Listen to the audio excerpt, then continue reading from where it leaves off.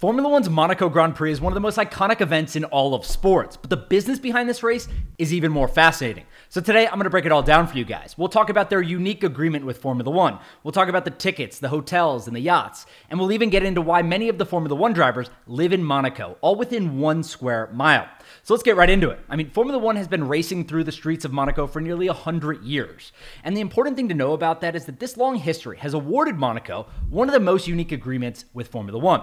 For example, while some tracks like Azerbaijan, Saudi Arabia, or Qatar pay more than $50 million annually to host a Formula One race, Monaco, on the other hand, pays just $20 million. This is unique because it is less money than any other race on the calendar. But it's also important to remember that Formula One essentially acts as a licensing company, making most of its money off hosting fees, television rights, and sponsorships, while race organizers handle everything else like ticket sales, parking, and concessions. So, by keeping the fee relatively low at just $20 million annually, Liberty Media, Formula One's parent company, is sacrificing a decent chunk of its financial upside each year. Now, Monaco has a bunch of other advantages too, but with Formula One becoming much more popular over the last several years, Liberty Media has started to change some of the 50-plus-year-old agreements, exercising more control over the race than they have had in the past. I'll give you 2 examples. Let's start with TV rights. Monaco previously controlled the race's TV production via its local station, Tele Monte Carlo. This was different from every other race on the calendar, where Formula One controlled the TV production.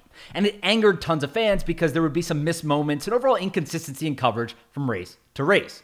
However, Formula One made Monaco give up this control in 2023, and the TV production is now more in line with viewer expectations. And number 2, sponsorships. Monaco has historically been in complete control of trackside sponsorships. This is different from every other race on the calendar, similar to TV rights, where Formula One would be in control of what everyone's seeing on TV. This has caused a ton of headaches in the past, with the best example being that Monaco's watch sponsor, TAG, typically receives better trackside inventory than Formula One's watch sponsor, Rolex.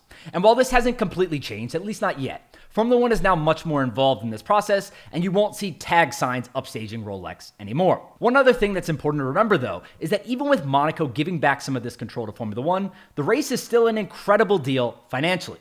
That's because Monaco's population increases by 5x on race weekends, from 36,000 people in Monaco to more than 200,000 people in Monaco. And the race is estimated to bring an annual economic impact of $110 million to the country. It's also not even just the local government making money either. Monaco has 4 luxury casinos, a ton of high-end stores, and nightclubs like One Oak, which charges $10,000 for nightly entry on race weekends, also greatly benefit from the influx of out-of-town visitors.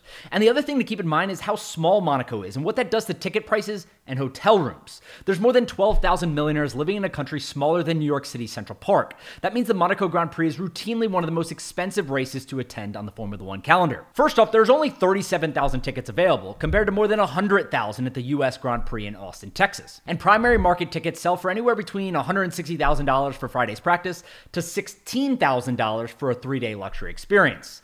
And you won't find a cheap hotel room either.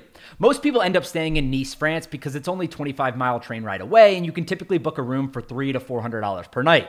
But it's a different story if you want to stay in Monaco, with rooms at the legendary Hotel de Paris Monte Carlo costing roughly $6,000 per night. And if you don't want to stay in a hotel room, you can always stay on a yacht. One of the most famous parts of the Monaco Grand Prix is the annual meetup of the world's best super yacht. All 760 spots in Monaco's Port Hercules will be full this weekend, with several $100 million plus yachts circling the waters nearby. Now, these boats can expect to pay anywhere between $12,000 to $140,000 for a weekly spot during the Monaco Grand Prix. And when you factor in fuel, crew, maintenance, and food and beverage, it can cost some people more than $1 million to bring their super yacht to Monaco for the race. Of course, not every boat in Monaco this week is a super yacht, but the biggest boat for many years was a 316-foot yacht called Faith. The $200 million boat had a gym, theater, pool, sauna, jet skis, and even a helipad. Aston Martin CEO Lawrence Stroll owned it until he sold it to Michael Latifi, the father of former Williams driver Nicholas Latifi, and it rents out for a measly $1.5 million per week.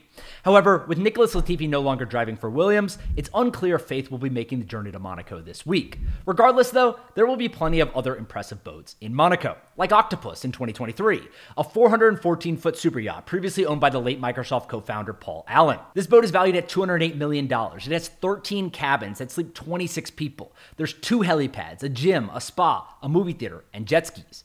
Octopus also has room for 63 crew members. It can cruise at 9,000 miles before needing to refuel, and it is rented out for a weekly rate of $2.4 million before expenses. But you shouldn't expect Formula One drivers to be staying on yachts throughout the week. This is because roughly half of all Formula One drivers currently have residence in Monaco, including guys like Max Verstappen, Lewis Hamilton, Charles Leclerc, Lando Norris, Valtteri Bottas, George Russell, Daniel Ricciardo, Nico Hülkenberg, and Alex Albon. Now, Leclerc is sort of an outlier because he was actually born in Monaco, but many of the other drivers have moved there for 3 reasons. Number 1, taxes. Monaco has no income tax, no wealth tax, no local tax, no property tax, and no capital gains tax. Number 2, privacy. There are 12,000 millionaires living in Monaco. That means 1 out of every 3 people is a millionaire. So Formula One drivers don't have to deal with as many crazy fans. And with the government requiring written permission for all professional photography, there are also fewer paparazzi. And number 3, location. The Nice airport in France is only 15 miles from Monaco, which is especially important for Formula One drivers because they travel over 75,000 miles per year. These 3 reasons are the same reasons why you'll see many tennis players and other famous athletes residing in Monaco as well. And of course, it also doesn't hurt that Monaco's weather is incredible and the views are spectacular.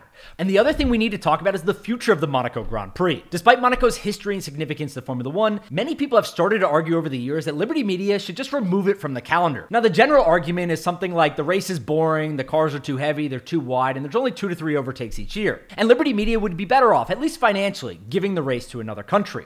But this isn't going to happen. Not only has Formula One recently signed an extension to keep the race in Monaco for at least another few years, but there are plenty of other street circuits we could remove from the calendar if the sole goal was to optimize for overtakes. Instead, people need to just appreciate Monaco for what it is. The uniqueness of the race is what makes it special. Qualifying is more intense than any other weekend on the calendar, and if you don't believe me, just go watch Max Verstappen's pole lap from last year. And Monaco is the most watched race each year for one specific reason: because people enjoy it. However, that doesn't mean things will stay the same. Formula One now has more demand from host cities than ever before. This gives them leverage to bend existing agreements in their favor, and I expect that's what they'll continue to do in Monaco. Thank you so much for watching this video. If you enjoyed it, please subscribe to the channel. I make weekly videos breaking down the most interesting topics in sports business.